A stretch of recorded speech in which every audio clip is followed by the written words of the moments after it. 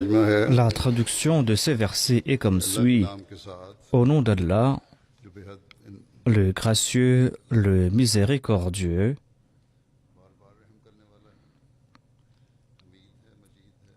il est le très louable, le Seigneur de l'honneur. La révélation du livre provient d'Allah le puissant, Allah l'omniscient, le pardonneur des péchés, l'accepteur du repentir, celui qui est sévère en châtiment, le maître de la munificence. Il n'y a de Dieu que lui. Vers lui est la destination finale.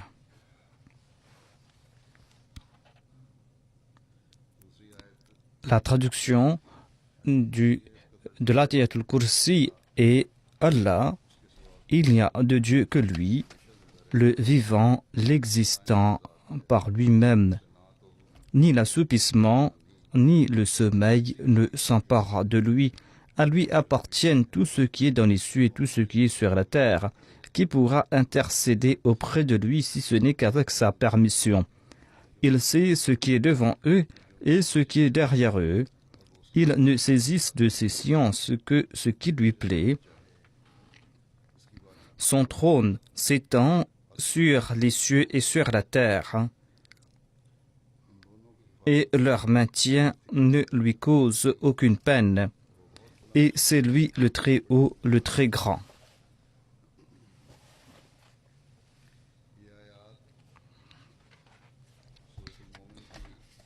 Ces versets sont tirés de la sourate Al-Mu'min, les 4 premiers versets que j'ai cités, en incluant la Basmala, et le 5e verset que j'ai cité est l'Ayatul Kursi, qui est un verset de la sourate Al-Baqarah.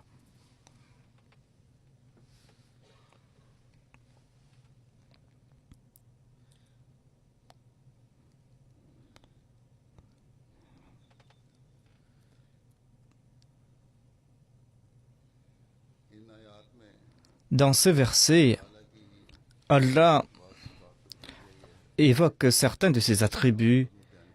Allah a évoqué sa grandeur.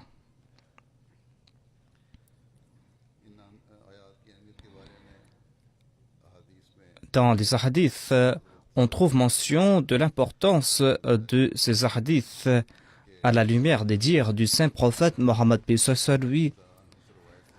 Et il y a un hadith donc qui est rapporté dans lequel il est dit que le saint prophète Mohammed lui a déclaré: celui qui le matin récite les versets Hamim jusqu'à Ilayhil Baswir, et celui qui récite aussi l'Ayatul Kursi, eh bien par l'entremise de ces deux récitations, il sera à l'abri, il sera sous la protection divine.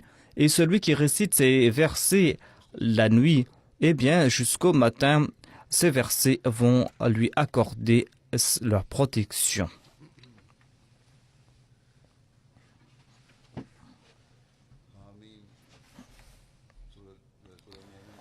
Ces versets Hamim, ou le verset Hamim, est le 2e verset de la sourate Al-Mu'min. Le 1er verset est Bismillahirrahmanirrahim, au nom d'Allah le gracieux, le miséricordieux. Ensuite, il y a Hamim qui est considéré comme Al-Muqatta'at, c'est-à-dire ce sont des abréviations du Saint-Coran. Hamim signifie Hamim Majid.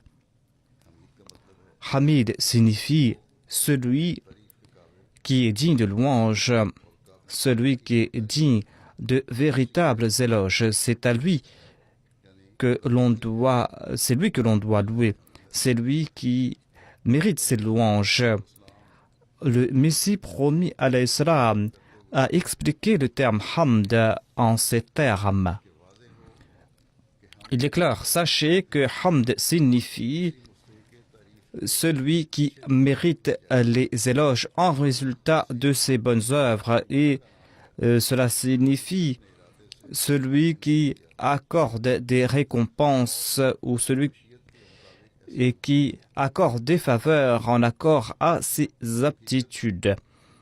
Le Messie premier déclare que le terme Hamd les louanges, les éloges s'appliquent en fait à cette personne qui est la source de tout bienfait, celui qui accorde ses faveurs en toute connaissance de cause et non pas en raison d'une certaine contrainte ou inconsciemment. Ainsi donc, celui qui mérite les éloges véritables est celui qui accorde des faveurs, et non pas en raison de certaines contraintes, parce qu'il est en difficulté, mais il accorde d'innombrables bienfaits et il ne cesse de les accorder. Et ainsi donc, le terme hamd ne s'applique qu'à la personne de Dieu qui est tout conscient, qui connaît tout. C'est lui le véritable morsin, c'est lui qui accorde les véritables faveurs. Et tous les éloges lui appartiennent ici-bas et dans l'au-delà. Et tout éloge qui est accordé aux autres, c'est-à-dire que si l'on loue un autre que Dieu, eh bien ces éloges en fait pointent dans la direction de Dieu. C'est Dieu lui-même qui a fait en sorte que ces personnes méritent des éloges. C'est lui qui leur a accordé ces aptitudes, c'est une grâce de sa part. C'est lui qui leur a accordé ces aptitudes grâce auxquelles ils ont mérité ces éloges. En expliquant le terme hamd davantage, le Messie promis alayhi salam déclare que hamd signifie ces éloges ou ces éloges que l'on énonce en raison des qualités d'une personne. Et les éloges parfaits appartiennent à Dieu. La source de ces éloges est Dieu, celui qui guide les égarés, celui qui honore les humiliés, celui qui est le plus digne d'éloge, c'est-à-dire Dieu est celui qui est loué et qui mérite ses éloges. Le Messie promis l'Islam a expliqué ce terme davantage en disant que dans le terme hamd, on trouve une autre indication. Cela signifie qu'Allah déclare « Ô mes serviteurs, reconnez-moi par mes attributs, reconnez-moi par ma perfection. Je ne suis pas quelqu'un qui a des défauts. Sache que mes éloges dépassent tout louange. Mon serviteur, tu ne vas pas voir quelqu'un qui mérite autant d'éloges que moi. Et si tu essayes de compter mes attributs dignes d'éloges, eh bien tu ne pourras jamais les dénombrer, même si tu réfléchis et même si tu passes par de grandes difficultés à méditer à ce sujet. Réfléchis, est-ce que tu trouves quelqu'un qui mérite autant d'éloges que moi? Trouves-tu quelqu'un qui soit loin de moi et qui possède ces attributs? Si tu n'as pas compris cela, tu ne m'as pas connu et tu es parmi les aveugles. Ainsi, les éloges, c'est Dieu qui est digne d'éloges.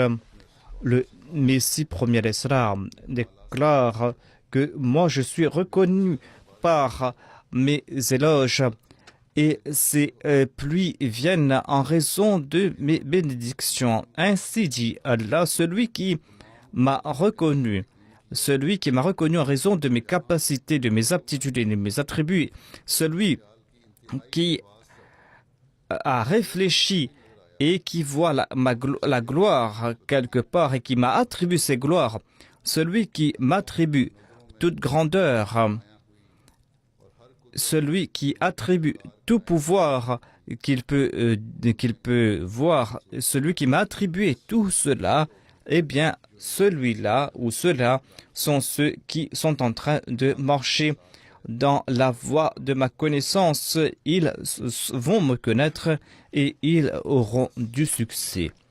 Ainsi,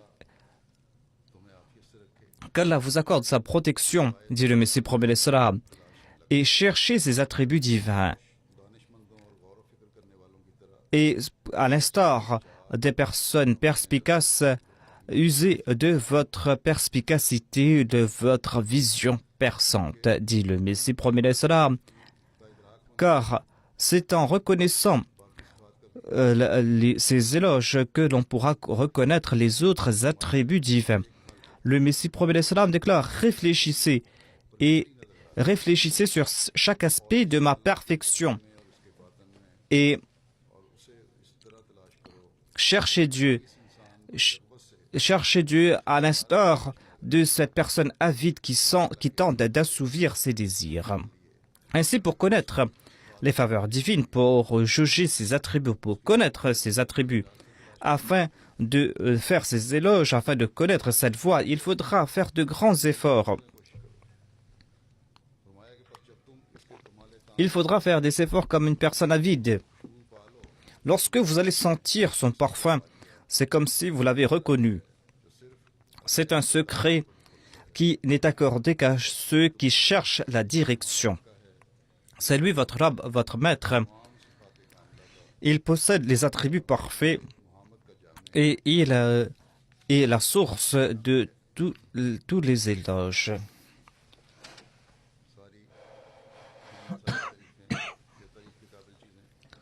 C'est lui qui mérite tous les éloges. Ainsi donc, voilà comment reconnaître Dieu. Nous devrons tenter de connaître la personne de Dieu par ses éloges, afin que nous puissions aussi reconnaître ses différents attributs. Allah déclare dans ce verset qu'il est Majid, qu'il est le Seigneur de l'honneur. Cet honneur n'est pas l'honneur que l'on accorde à certaines personnes, où on dit à cette personne que c'est une personne sage, que c'est une personne en raison de sa vieillesse, qu'elle est sage, qu'elle est digne d'honneur. Mais ici, on dit que l'honneur qui appartient à Dieu est un honneur qui n'est conféré à personne d'autre. Ses faveurs ne pourront jamais tarir. Il ne cesse d'accorder et ne se lasse jamais. Ainsi donc, en récitant ces versets, on doit comprendre cela, c'est-à-dire comprendre le sens de Hamd, ensuite comprendre le sens du terme Majid. Ensuite, il dit qu'il est Al-Aziz, c'est-à-dire qu'il est la source de toute puissance. Il est le plus puissant de tous les puissants. On ne peut jamais le vaincre. Il est impossible de vaincre Dieu. Tout honneur lui appartient. Et personne ne pourra dénombrer ses grâces. Il a la puissance sur tout et personne ne peut le dépasser. Voilà le sens du terme Al-Aziz. Ensuite, il est dit qu'il est Al-Alim, c'est-à-dire que Dieu a connaissance de toutes choses. Il connaît ce qui s'est passé et il connaît aussi le futur. Et rien ne peut se cacher de sa personne. Sa connaissance est parfaite et recouvre tout. Ainsi, c'est lui, ce Dieu, qui a révélé ce livre, qu'il a révélé le Saint-Coran. C'est lui qui a révélé cette charia finale. Et il connaît les connaissances de tout temps. C'est lui qui accorde ses connaissances en tout temps. Et toute victoire sera remportée par son entremise. Ensuite, il est dit Ghafir al-Dhanb, c'est-à-dire qu'Allah est celui qui pardonne les péchés. Ainsi, il faudra toujours se prosterner devant lui et implorer pardon pour ses péchés. Le Messie premier l'Islam a expliqué ce verset ou ce sujet en nombre d'endroits, c'est-à-dire qu'il faudra toujours implorer le pardon de Dieu. À une occasion, le Messie premier l'Islam a déclaré que lorsque Dieu accorde la lumière, eh bien cette lumière est temporaire, dit le Messie premier l'Islam. C'est-à-dire, lorsqu'on reçoit une lumière spirituelle, eh bien, cette lumière est temporaire afin de faire perpétuer cette lumière, afin que cette lumière nous accompagne. Il faudra toujours accomplir l'istighfar. Le Messie premier salam nous explique que les prophètes demandent le pardon de Dieu. Ils accomplissent l'istighfar parce qu'ils connaissent ce sujet. Ils voient toujours ce danger, à savoir que cette lumière qui nous a été accordée, attention que nous perdions cette lumière. Ainsi, voilà le sens de l'istighfar, dit le Messie premier salam. C'est-à-dire que cette lumière que nous avons acquise de la part de Dieu, il faudra la protéger et recevoir davantage.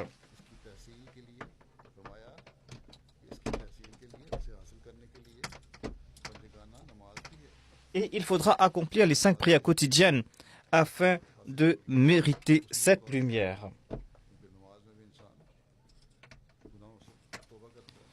Parce que grâce aux prières, on demande pardon à Dieu. Le Messie promet l'Islam déclare « Afin que tous les jours, l'on ouvre son cœur et l'on implore Dieu. »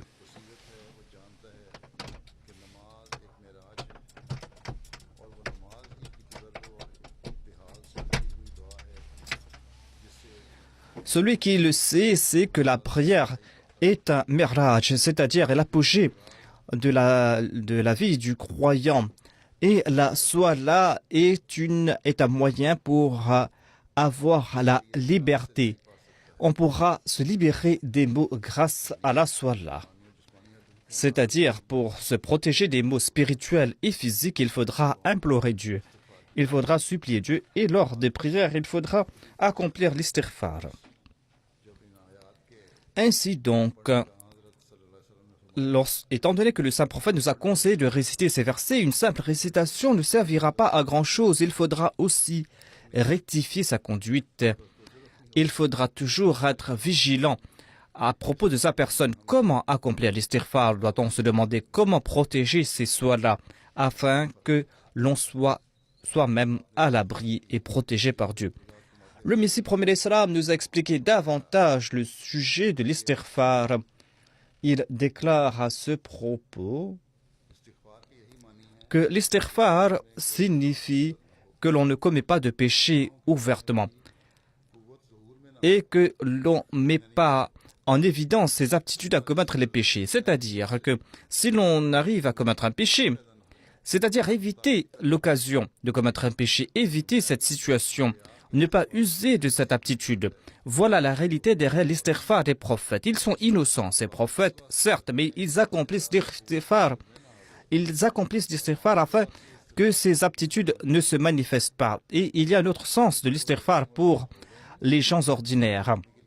S'ils ont commis des péchés, eh bien, pour les gens ordinaires, cela signifie qu'ils soient protégés contre les conséquences de leurs défauts, de leurs péchés, et qu'ils soient à l'abri des péchés à l'avenir. En tout cas, dit le Messie promet l'Islam, il est essentiel que l'homme se consacre constamment à l'istighfar. Ces malheurs, ces famines qui frappent le monde, la raison derrière ces malheurs est que pour que les gens accomplissent l'istighfar. Ainsi, lorsqu'on est en difficulté, les Ahmadis passent par des difficultés. Ils doivent prier et ils doivent aussi se consacrer à l'istighfar, c'est-à-dire implorer le pardon de Dieu. Mais l'istighfar ne signifie pas répéter à foison le terme ou le mot astaghfirullah. En fait, les gens ne connaissent pas la réalité. Les gens ici ne connaissent pas la langue arabe et ne connaissent pas la réalité. Ils disent que nous avons répété l'istighfar à maintes reprises. Nous l'avons fait des centaines de fois. Mais ces gens-là ne connaissent pas le sens de l'istighfar. Ils ne font que répéter de simples paroles. Le Messie promet l'Islam conseille, il faudra en son cœur implorer le pardon de Dieu. Il faudra implorer le pardon de Dieu afin que l'on ne subisse pas les conséquences de ses péchés. Il faudra aussi implorer Dieu pour que l'on puisse accomplir de bonnes œuvres à l'avenir et être protégé des péchés. Sachez que de simples paroles ne serviront à rien, dit le Messie promet l'Islam. L'on pourra répéter le terme istighfar de sa langue et demander à Dieu de pardonner les péchés antérieurs et nous protéger des péchés à l'avenir. Voilà l'istighfar véritable, dit le Messie promet l'Islam. Il ne suffit pas de répéter astaghfirullah, astaghfirullah, alors que le cœur n'est pas conscient de la portée de ces paroles. Si dans le cœur il n'y a pas cette ardeur, ce zèle, cette crainte de Dieu, eh bien, l'istighfar, ces paroles ne serviront à rien. Il faudra qu'il y ait ces sentiments au cœur, dit le Messie promet l'Islam. Ces paroles vont atteindre Dieu lorsque ces paroles vont sortir du cœur. Il faudra beaucoup prier en sa langue. La langue ou les lèvres sont là pour témoigner des sentiments du cœur. Si le cœur n'est pas animé de ces sentiments, de cette passion, eh bien, de simples paroles ne serviront à rien. Sans ces sentiments, de simples paroles ne serviront à rien. Les vraies prières sont ces prières qui sortent du cœur lorsqu'on prie avant que frappe un malheur. Il faudra implorer la personne de Dieu. Et il faudra aussi implorer la grâce de Dieu. Il ne faut pas attendre qu'il y ait ces malheurs. Il faudra toujours implorer le pardon de Dieu. C'est là que Dieu enlève ces malheurs. Mais lorsque ces malheurs viennent, eh bien, on ne pourra pas les enlever. Il faudra beaucoup prier en premier. C'est ainsi que Dieu nous protège des malheurs. Notre Jamaat doit se distinguer, dit le Messie promet l'Islam. Il faut qu'il y ait une distinction entre nous et les autres. Lorsqu'une personne me prête allégeance et qu'il ne se distingue pas, s'il traite sa femme tout comme il l'a traité auparavant, s'il traite ses enfants comme il le traitait auparavant, eh bien cela n'est pas bien. Si après la bayra, il y a ces mêmes mauvais traitements de sa part, si son état est le même que dans le passé, eh bien, quel sera l'avantage de la bayra? Il faudra être un exemple pour les autres afin que les gens témoignent que l'on n'est pas la même personne. Le Messie promet l'Islam explique: voyez la personne du saint prophète, paix soit sur lui, ainsi que la crainte qu'il a inspirée. Un jour, les mécréants avaient peur des malédictions du saint prophète. Ils sont tous venus le voir et ils lui ont dit: ne nous maudissez pas. Ainsi, certainement, les véridiques ont un certain aura, mais il faudra accomplir de bonnes œuvres, des œuvres pour la cause de Dieu. Et c'est là que Dieu va vous accorder cette aura et cette influence. Ainsi, il est important de comprendre le sujet de l'istighfar, ces prières, ces incantations, se souvenir de Dieu. Tout cela aura ou auront de l'effet lorsque l'on va rectifier sa conduite. Les gens disent que voilà, donnez-nous une petite prière à rester. Même ces petites prières, ces petites incantations auront de l'effet lorsqu'on va accomplir ce qui est obligatoire. Il faudra accomplir les prières et les accomplir régulièrement et aux heures prescrites et avec le zèle nécessaire. Et c'est là que ces dhikr, ces prières auront de l'effet.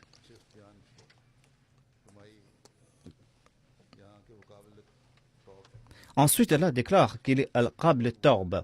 Il est celui qui accepte la Torba, le repentir. Torba signifie implorer le repentir de Dieu et se tourner vers Dieu. Lorsque l'on va se présenter à Dieu avec ses sentiments, à savoir que je ne vais pas commettre des péchés à l'avenir et que je vais tenter d'éviter les péchés, eh bien, Allah va accepter notre repentir. Le Messie premier l'Islam a expliqué ce sujet dans un endroit. Il déclare: quel est ce jour? Quel est ce jour qui est meilleur que le vendredi et les deux jours de la Eid? Ce jour-là, c'est le jour où l'homme se repent. Lorsqu'il accomplit la Torba, c'est le meilleur des jours, un jour meilleur que la Eid. Tout simplement parce que ce jour-là, son registre des mauvaises actions, ce registre qui allait attirer sa colère, la colère divine, eh bien ce jour-là, on efface ce registre, on lui efface l'ardoise. C'est le jour de la plus grande réjouissance.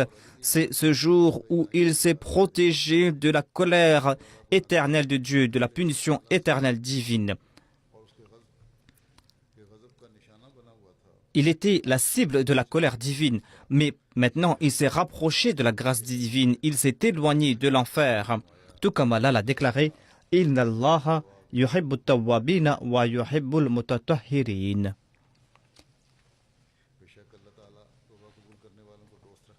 Allah prend pour amis ceux qui se repentent et il aime ceux qui accomplissent de bonnes œuvres. Ainsi, l'on comprend qu'Allah aime ceux qui se repentent. L'on comprend aussi que il y a aussi la pureté la pureté est une condition à respecter. C'est-à-dire la torba pourra être accomplie lorsque l'on va se purifier. L'on doit prendre la ferme décision que l'on ne va pas commettre des péchés à l'avenir. C'est quand il y aura cette pureté que la torba sera acceptée. Il faudra se débarrasser de toute impureté, de toute turpitude. Sinon, répéter de simples paroles ne serviront à rien. Lorsque l'on va connaître ce jour béni, lorsque l'on va se repentir, se détourner de ses mauvaises actions, l'on va se réconcilier avec Dieu, lorsque l'on va baisser sa tête devant le seuil divin, eh bien, il n'y a pas de doute que ce châtiment qu'il allait mériter en raison de ses mauvaises actions, ce châtiment qui était prêt à le frapper, eh bien, il s'en est protégé. C'est ainsi qu'il a trouvé la chose qu'il ne pouvait même pas espérer. Vous pouvez comprendre cela à la lumière de cette analogie. Lorsqu'une personne perd tout espoir à acquérir quelque chose, lorsque cette personne se trouve au comble du désespoir, lorsqu'il atteint son objectif, voyez sa joie. Son cœur sera vivant. C'est pour cette raison qu'il est dit dans les hadiths à ce propos. Les hadiths disent que lorsque l'homme sort du péché, lorsqu'il acquiert une nouvelle vie grâce à la torba, eh bien Allah est content de lui. C'est là un moment de joie parce qu'il était proche de la mort. Il était sur le point d'être consumé plutôt par le châtiment divin. Et il s'est repenti, il s'est tourné vers Dieu. Ce moment est le moment de la joie divine. Et les anges aussi se réjouissent au ciel parce que Allah ne souhaitait jamais qu'un de ses serviteurs soit détruit. Il désire tout simplement que si son serviteur a commis un péché et qu'il se repent, qu'il mérite la paix grâce à se repentir. Ce jour, lorsque l'homme se repent de ses péchés, c'est un jour très béni. C'est le meilleur des jours. Car ce jour-là, il aura une nouvelle vie. Et il va se rapprocher de Dieu.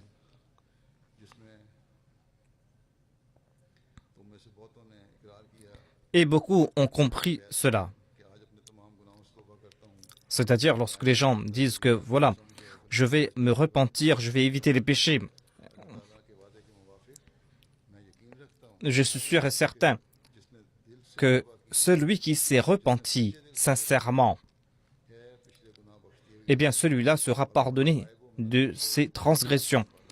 Et il sera comme s'il n'avait jamais commis de péché dans le passé. Mais pour cela, il y a une condition à respecter. Il faudra se purifier. Il faudra marcher dans la direction de la vraie pureté. Cette torba ne doit pas être que de simples paroles. Ce n'est pas quelque chose de facile à accomplir. C'est une très grande action. Si vous commettez la moindre faute, eh bien, cette vengeance perdure de génération en génération. Il y a des vendettas qui durent des générations en génération en raison de ce manquement commis dans le passé. Mais Allah n'est pas aussi dur de cœur. Il ne va pas punir plusieurs générations pour un péché commis dans le passé. Il est gracieux, miséricordieux. Il est prêt à punir, à pardonner d'un seul coup. Ne croyez pas donc que le repentir ne sert à rien. Certes, son pardon est avantageux. Ceux qui se sont repentis sincèrement ont compris cela. Ainsi donc, c'est cette véritable torba qui nous accorde la protection. Allah déclare qu'il est ashadid al-iqab, c'est-à-dire que lorsque l'homme ne se soucie guère des commandements divins, eh bien, il le punit. Et il déclare aussi que c'est-à-dire qu'il accorde aussi beaucoup. il est le maître de la munificence. Il n'y a pas de limite dans sa munificence parce qu'il a le pouvoir de tout accorder. Son trésor est illimité parce que son trésor est illimité. Allah déclare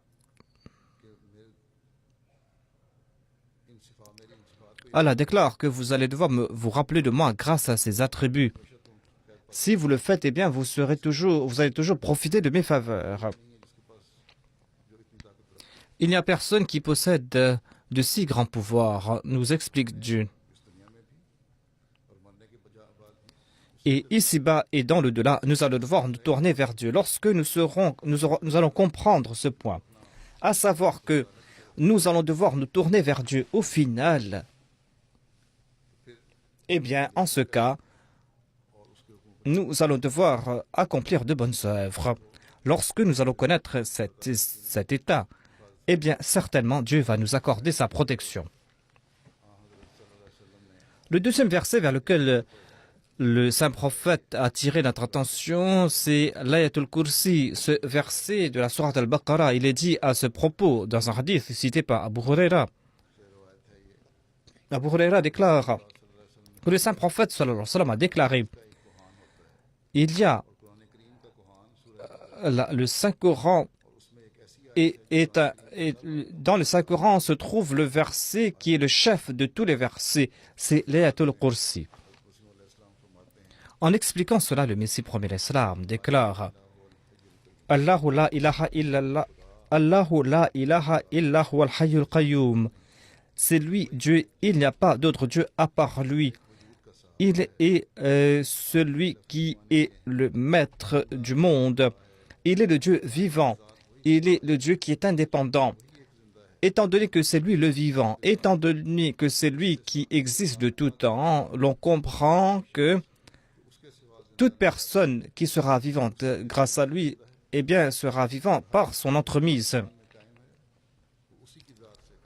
Et tout existe grâce à sa personne.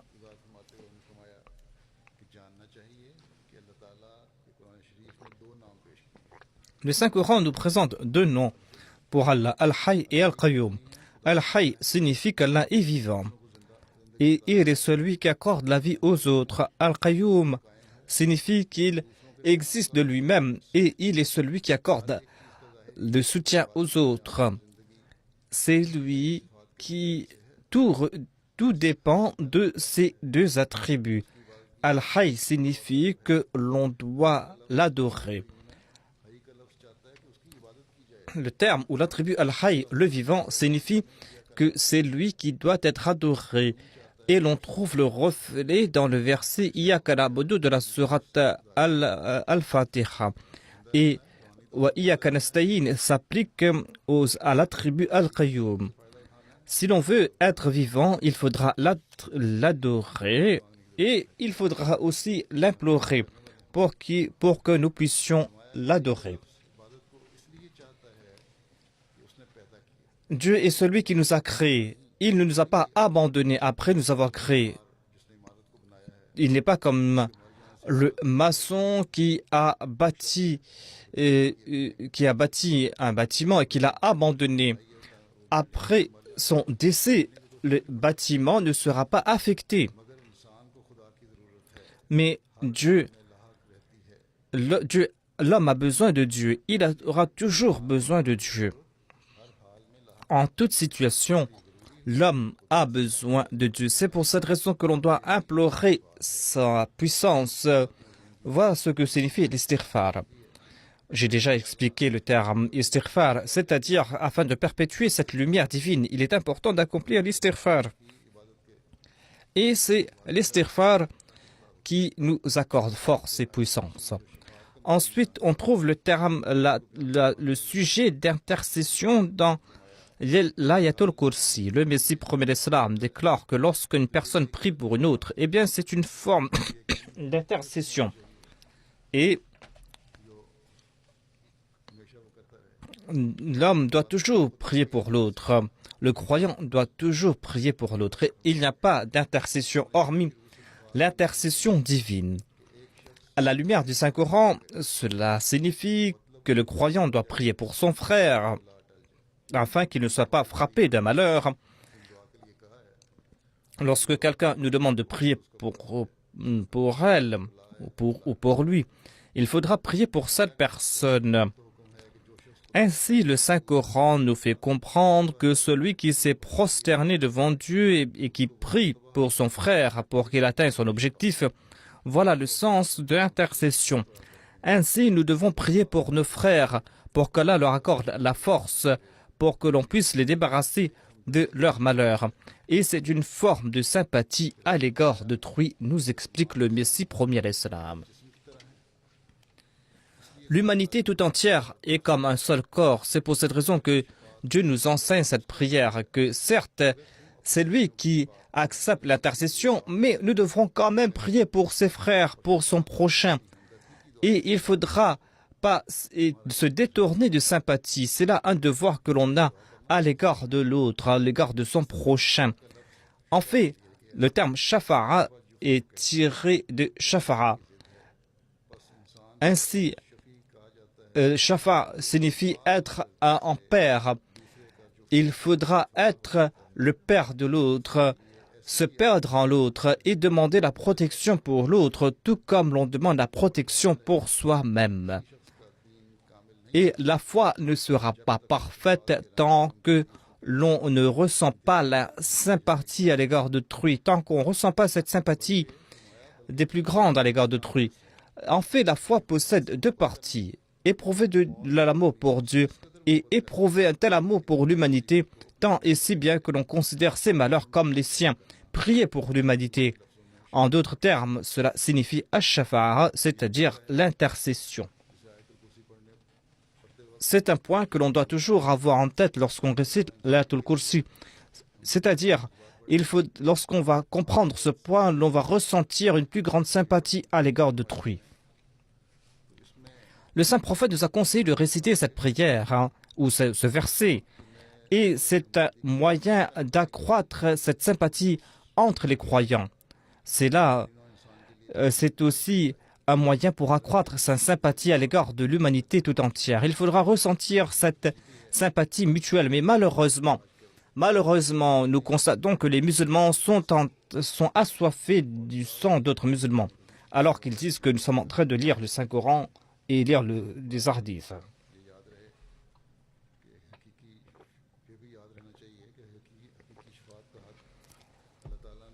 La véritable shafa'a, intercession, est quelque chose qui vient de la part de Dieu. Et nous avons vu cela en la personne du saint prophète Mohammed paix soit sur lui. Le Messie premier salam déclare le véritable intercesseur dans l'au-delà sera celui qui a fait montre de ses qualités ici-bas. Il est dit que le saint prophète sera l'intercesseur dans l'au-delà et il sera un intercesseur étant donné qu'il a été l'exemple de l'intercesseur ici-bas. Regardons Moïse et nous constatons qu'il avait prié pour que les malheurs soient enlevés. Mais lorsque nous étudions la vie du saint prophète, paix soit sur lui, nous constatons qu'il était l'intercesseur. Il était un intercesseur évident. L'on peut comprendre clairement qu'il était un intercesseur parce que c'est grâce à son intercession que ses humbles compagnons se sont placés sur des trônes. En dépit du fait qu'ils avaient grandi dans l'idolâtrie, il en a fait des mawahid, des gens qui adoraient Dieu, des exemples que l'on ne voit nulle part ailleurs. C'est grâce à son intercession que ceux qui suivent ses pas reçoivent des révélations de la part de Dieu. Mais est-ce que Jésus-Christ nous a présenté ces preuves? Notre maître, le saint prophète Mohammed paix soit lui, était un intercesseur et il n'y a pas de plus grand intercesseur que lui.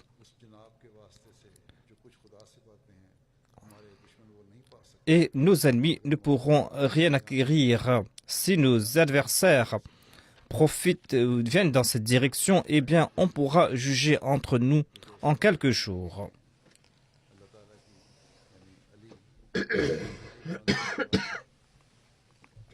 Il est dit dans l'Ayatul Kursi que Dieu est celui qui est Al-Ali. Il est le très haut, il est le très grand.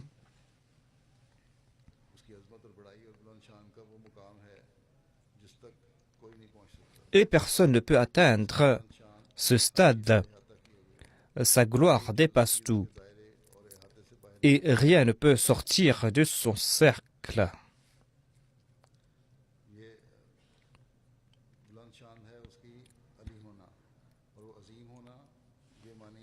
Et Dieu est Al-Azim. Et personne ne peut atteindre le stade, son stade ou le niveau où il se trouve. Et personne ne peut sortir de son cercle de connaissance. En expliquant la dernière partie de ce verset, le Messie prophète sallam déclare qu'il est dit à propos du trône de Dieu: وَسِعَ كُرْسِيُّهُ السَّمَاوَاتِ وَالْأَرْضَ وَلَا يَئُودُهُ حِفْظُهُمَا وَهُوَ الْعَلِيُّ الْعَظِيمُ.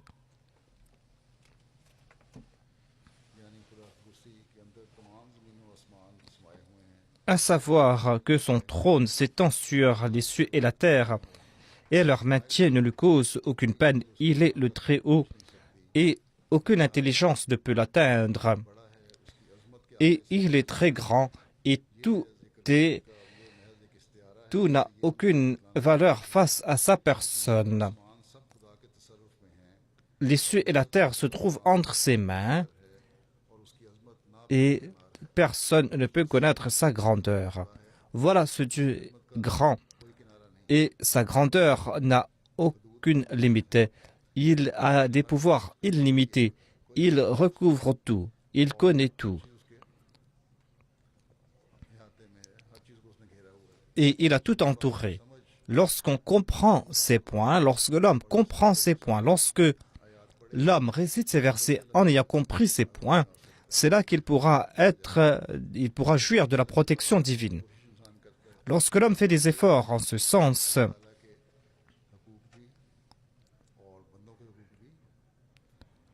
et c'est là qu'il pourra s'acquitter de ses devoirs envers Dieu et envers autrui. Lorsque l'on va s'acquitter de ses devoirs, en ce sens, Dieu va nous accorder sa protection. C'est un sujet que nous allons devoir avoir en tête à tout instant. Et le saint prophète nous a encouragés à prier en ce sens, à savoir qu'il faudra réciter ces versets. Et en récitant ces versets, l'on va jouir de la protection divine. Il ne suffit pas de réciter ces versets, il faudra réfléchir à ce propos. Il faudra tenter de comprendre ces points et rectifier sa conduite.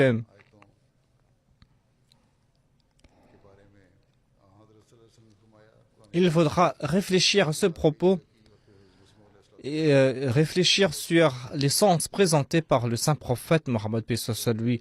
Et il faudra réfléchir à ce propos à la lumière des explications du Messie premier salam. C'est là que l'on va jouir de la protection divine. Qu'Allah fasse que nous puissions y conformer notre vie.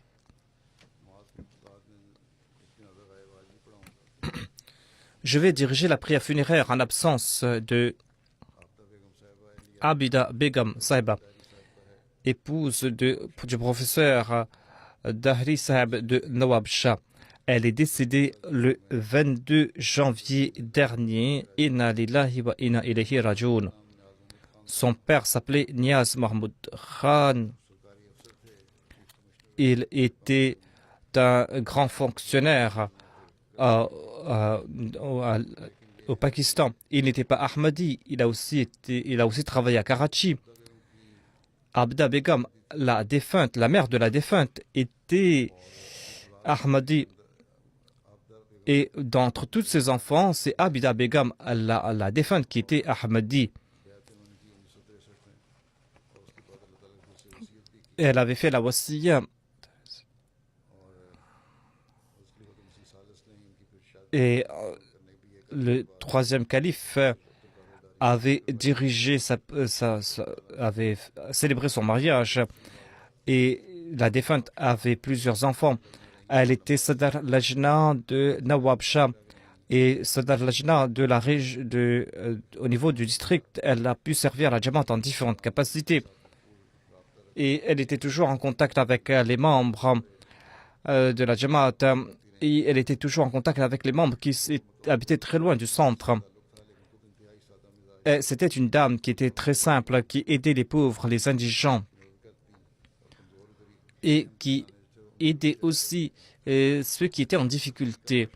Elle aimait prêcher le message de l'islam et de l'Ahmadiyya. Et grâce à elle, elle a converti 70 femmes de Nawab Shah et elle enseigne le Saint-Coran aux enfants qui habitaient dans la région. Son mari a traduit le Saint-Coran dans la langue sindhi. Et il a aussi servi en tant qu'amir de la ville de Nawab Shah et du district. Ces jours-ci, c'est son fils qui est l'amir de la province ou du district.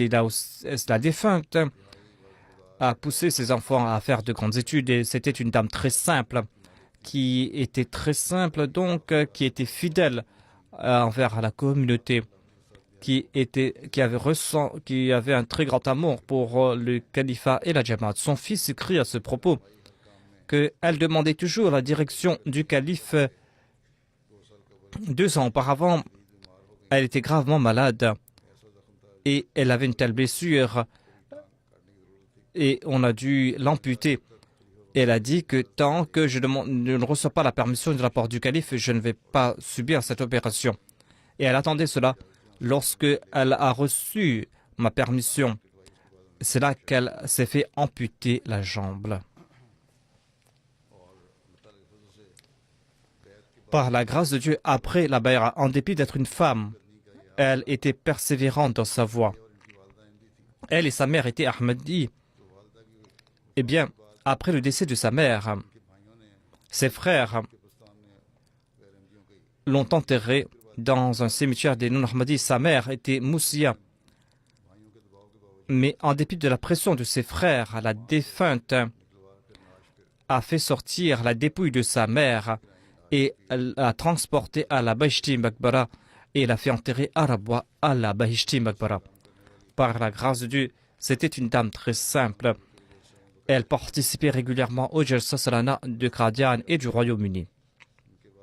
Le 4e calife avait dit à un de ses fils: est-ce que tu sais que ta mère est une épée pour la cause de la Jamaat? Dans les années 50, on a passé une loi contre la Jamaat.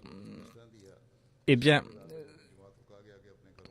lorsqu'on a dit aux membres de la Jamaat d'écrire la kalima, eh bien, elle-même, elle a fait écrire la kalima. Elle a écrit la kalima devant sa porte, en dépit du fait qu'elle était une femme et qu'elle appartenait à une famille qui appartenait à cette famille. Et même avant sa mort, durant ces derniers jours, quelques jours avant son décès, son fils a dit qu'elle n'arrivait pas à respirer. On lui a donné une somme d'argent, dit que donne cela dans le fonds Waqf Jadid et Tahrir Jadid. Elle avait lancé un plan pour installer des antennes paraboliques. Elle a fait un comité et c'est ainsi qu'on arrivait à installer des antennes paraboliques dans différentes maisons. Un de ses gendres se trouve en Australie. Il est le secrétaire général de la Jamaat de l'Australie. Il écrit que la défunte, était très brave. Elle était toujours prête à consentir à tout sacrifice. Elle récitait régulièrement le Saint-Coran et écoutait régulièrement les sermons du calife. En dépit du fait qu'elle ne maîtrisait pas la langue sindhi, elle était auparavant à l'est du Pakistan et elle maîtrisait la langue anglaise, mais elle s'est toujours ajustée dans son environnement. Et après son mariage, elle a appris la langue sindhi et elle a prêché le message de l'Ahmadiyya à ses proches qui étaient d'origine sindhi. Qu'Allah lui accorde son pardon, exalte son statut et qu'Allah fasse que ses enfants puissent perpétuer ses bonnes œuvres.